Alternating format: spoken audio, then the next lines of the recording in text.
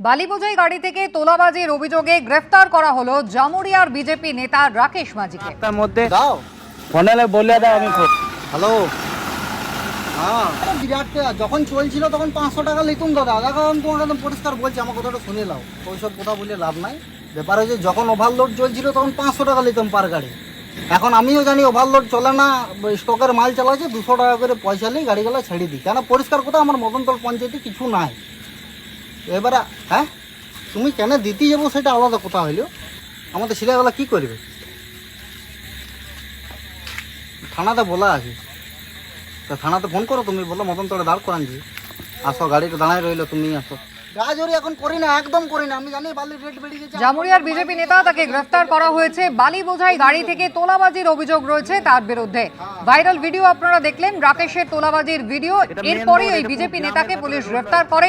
ধৃতের 3 দিনের পুলিশ হেফাজতের নির্দেশ হয়েছে। জানানো হয়েছে বিধায়ক অগ্নিমিত্রা পালকে, তিনি সেই ভিডিও দেখার পরে আসানসোলের সিপিকে জানিয়েছিলেন। তার আগেই কিন্তু গ্রেফতার করা হয়েছে এই বিজেপি নেতাকে, এমনটাই জানিয়েছেন অগ্নিমিত্রা পাল।